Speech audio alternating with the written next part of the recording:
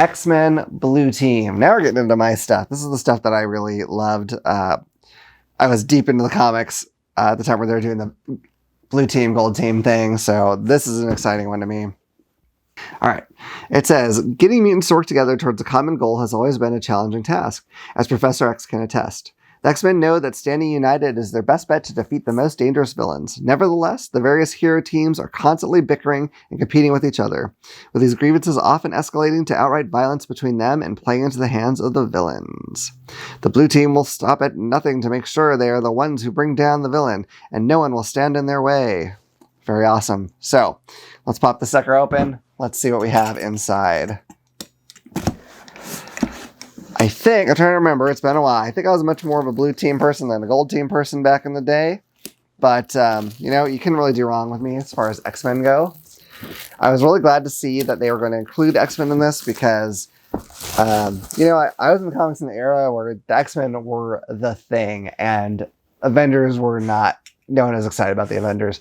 And that kind of stayed with me. And so now that it's kind of reversed, I mean, I love all the MCU movies. They're fantastic, but oh man, I just want X-Men to get their due. So I'm glad to see that they did this, and I hope it was very successful, and I hope they realize that they need more Marvel or more X-Men stuff. All right, so here's our little rule sheet for this box set.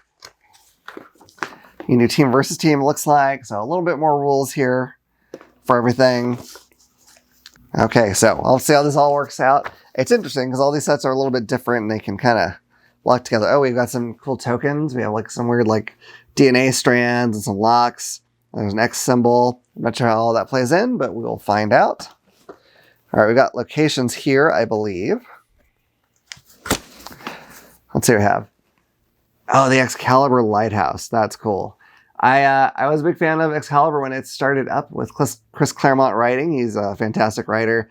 And, you know, eventually I feel like it shifted writers and then I didn't like it as much, but it was still pretty cool. Savage Land, very, very cool. Area where dinosaurs still exist in the Marvel Universe. Madripoor, where Wolverine kills ninjas. I think that's basically it. The Mojoverse. Oh, God. I really always liked it when Mojo showed up in the comic books because he would always capture the X-Men and make them do wacky things to get ratings, because where he's from, power in the world is all based upon what kind of ratings your television programming can get. And my favorite one was when he captured the X-Men and the New Mutants.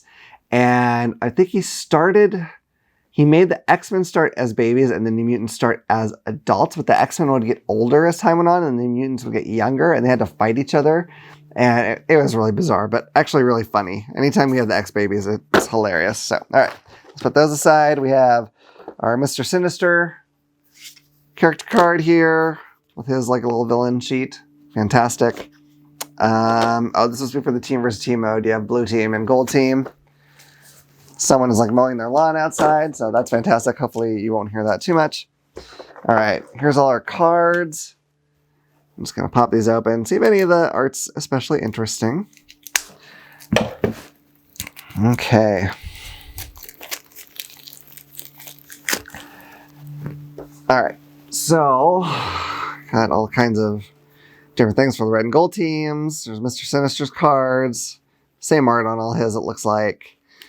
Rogue has a few different things going on, which is great. Rogue, definitely one of my favorite characters. I always like it when she has to absorb the powers of a bunch of different people and she becomes this weird amalgam of all the different characters. There's Gambit. A lot of people love Gambit. He's pretty cool.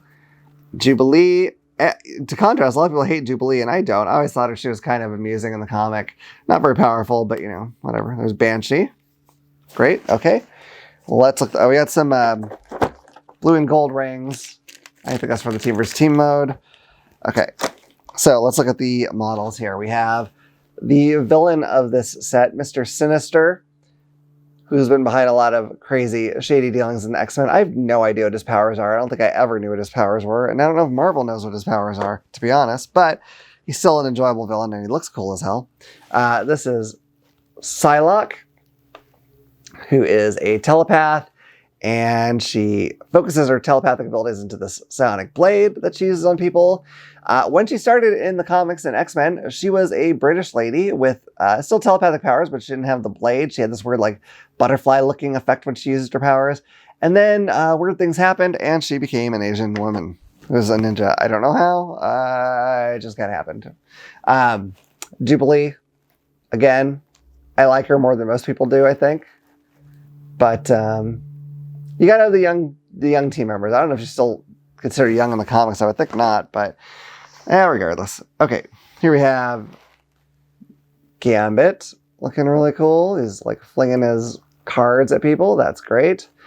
These would be a blast to paint. I hope I can actually get around to doing it because it'll be so nice to have these very large features. I also buy the Marvel Crisis Protocol models, which are gorgeous, but very tiny features and all that. So it's a little hard. Here's Rogue.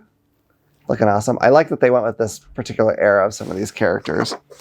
And this is probably Banshee, I assume.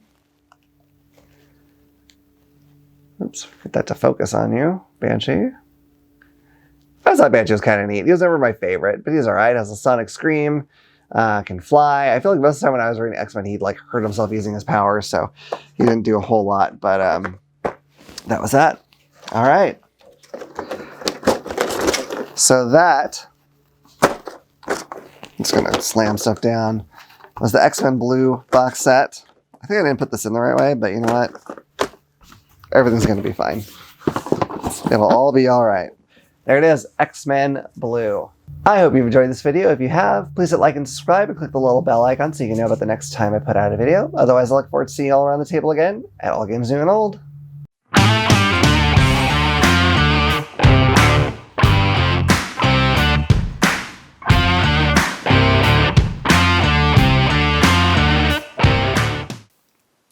If you liked that video, you have no idea how much I respect your wise and intelligent opinion. And you might like this video. Or this one. Either way, if you want to go ahead and click this button to subscribe, we'd really appreciate it. We'll see you around the table. Bye. Bye.